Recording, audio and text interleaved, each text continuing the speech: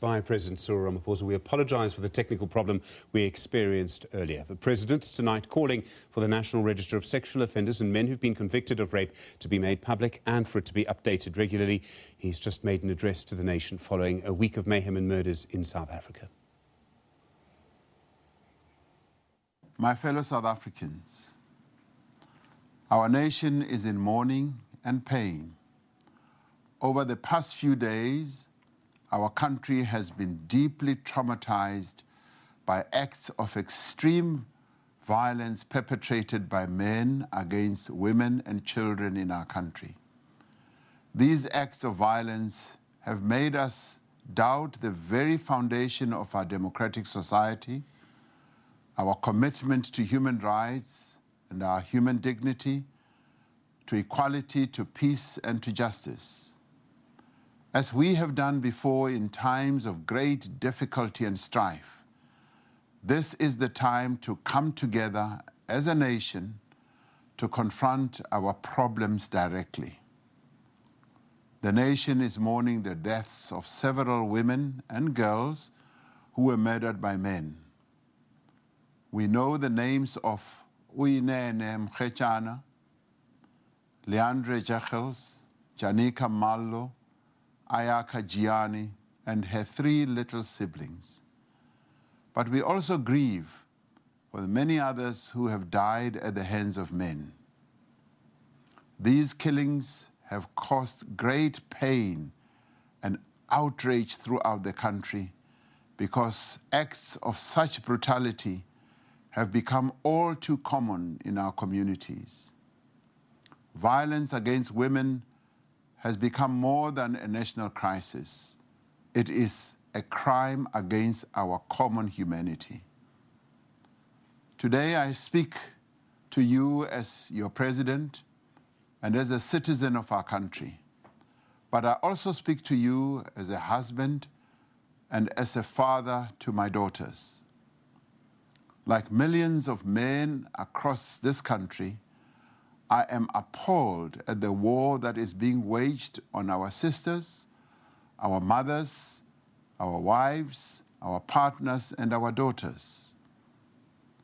Women have every right to expect that they be free from harassment and violence on the streets, in the schools and campuses, in the buses, taxis, trains, at places of work and worship, and in their homes in our country. We've heard the calls of the women of our country for action and for justice. The collective anger, the pain, and the fear that these killings have caused must strengthen our resolve to end all forms of violence and abuse perpetrated by men against women. We have recorded progress on the implementation of the decisions of the Presidential Summit on Gender-Based Violence last year. Working together, government and civil society formations have already made much progress towards establishing and resourcing a national machinery to coordinate our campaign against gender-based violence. We are reviewing laws on domestic violence and sexual offenses to prioritize the needs and interests of survivors. We've also established 92 dedicated sexual offenses courts since 2013, with a further 11 to be opened this financial year, to improve conviction rates and provide comprehensive and appropriate support services to ensure survivors of sexual offenses are not subject to further trauma. I wish to enumerate some of the additional measures we will be taking.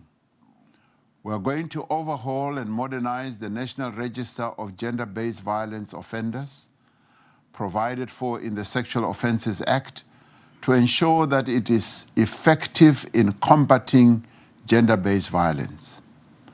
The National Register of Offenders will list all the men who are convicted of acts of violence against women and children. I will ask Parliament to consider amending the legislation to make the register public. I will propose to Cabinet that all crimes against women and children should attract harsher minimum sentences. We agree with the women of our country that the state should oppose bail and parole applications for perpetrators of rape and murder against women and children. A life sentence must mean a man who perpetrates violence against women and rape and murder, that they are in prison for life. Many women's organizations have complained that there aren't enough rehabilitation programs in our prisons. These programs will be increased and reconfigured to reduce the number of repeat offenders. All gender-based violence cases that have been closed or that have not been properly investigated must now be reviewed. We will strengthen the emergency teams at a provincial level which bring together the police, social development, health, justice, and education to continue providing rapid and comprehensive responses to all forms of violence against women.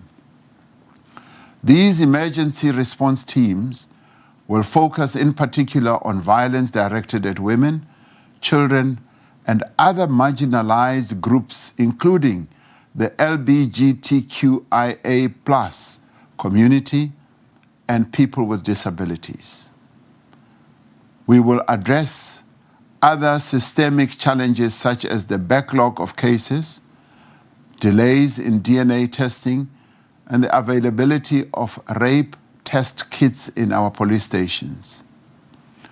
We will use every means at the disposal of the state, from the police service to the justice system, from social development programs to our school curriculum, to strengthen all parts of our national response to gender-based violence.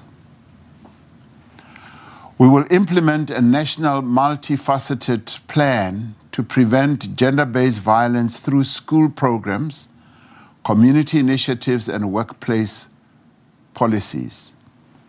The Minister of Finance will be asked to allocate additional funding to the national machinery to coordinate our campaign against gender-based violence. The women of our country are calling for emergency measures to end this violence. I will therefore be asking Parliament to discuss and identify urgent emergency interventions that can be implemented without delay. Violence against women is not a women's problem. It is not a problem of what a woman said or did, what a woman was wearing or where she was walking. Violence against women is a man's problem. It is men who rape and kill women. There is therefore an obligation on the men of our country to act to end such behavior and such crimes. As men, let us speak out. We must not look away. We must face gender-based violence head-on. Let us, as families, make sure that we raise boys to respect women, to respect themselves, to value life and human dignity. I would like to acknowledge the men and the boys who have heeded the call to respect women by participating in the Takuwani Riime men's and boys campaign. We also acknowledge others who are championing change towards a South Africa that is free of violence towards women by 2030. As South African men, let us take responsibility for our actions. We must treat the women and the girls of our country with care and respect. It is only when we do that that we will be able to end violence against women and children.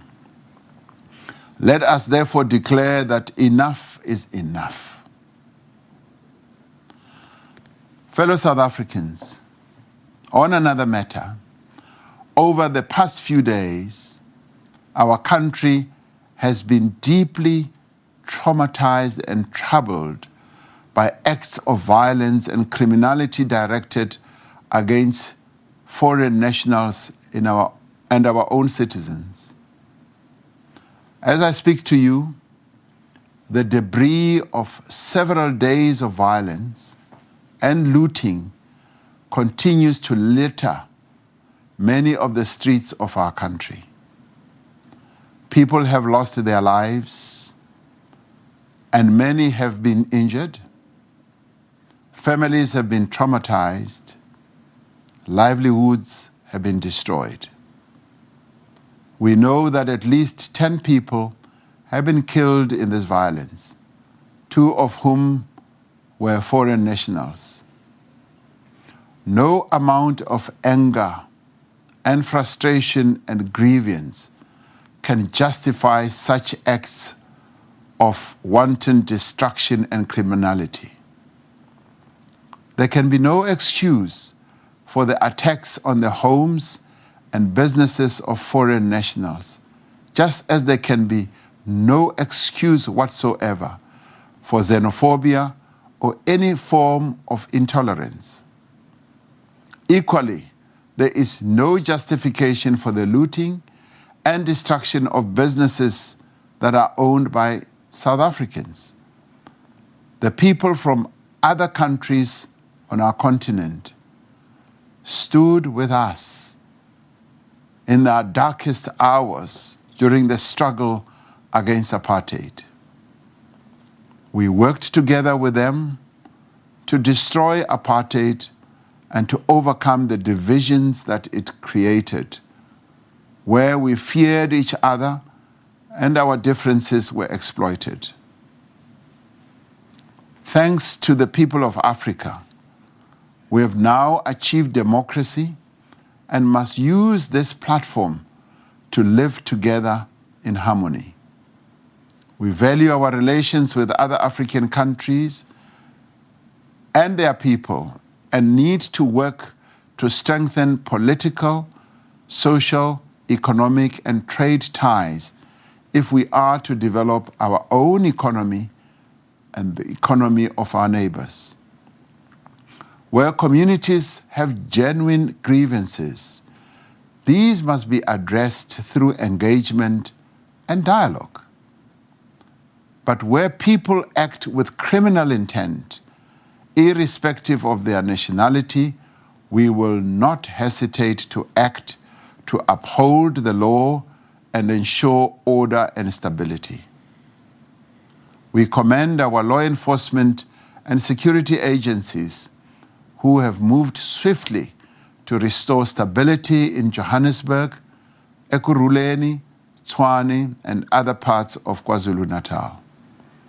The violence has largely subsided and police have increased reinforcements and visibility in priority areas to ensure the safety of all within the borders of our country. The criminal justice system is ready to deal with perpetrators of violence, of looting, and those who are spreading lawlessness. Since Sunday, 423 people have been arrested for violence-related offenses in Gauteng, and 21 suspects have been arrested in relation to truck violence in KwaZulu-Natal. I'm calling upon each one of us to desist from fueling a climate of fear and confusion. We must act responsibly and stop disseminating fake videos, photographs, news, and messages, especially on social media, with an intention of negatively portraying our country and its people. This misinformation is also being disseminated in neighboring countries and throughout the world, causing panic and putting lives in danger. Let us not be misled. Let us not be provoked by those who want to sow mistrust and fuel conflict. This is a time for calm. It is a time for all of us who live in this beautiful country to confront our challenges directly and earnestly, not through violence, but through dialogue. We call on all religious leaders and communities to lead the country in prayer and contemplation this coming Friday, Saturday, and Sunday. In all churches, mosques, synagogues, and temples, let us humble ourselves and bring healing to our nation. As a nation, we have endured moments of uncertainty before. As a nation, we have overcome conflict and achieved peace. Now, as a nation, let us once again work together to end the violence that has engulfed our streets and damaged our economy and confidence in our country. Let us once again, as a nation, work together to end the violence against the women and the children of our country. Let us build the South Africa that we want and which all our people so richly deserve. I thank you.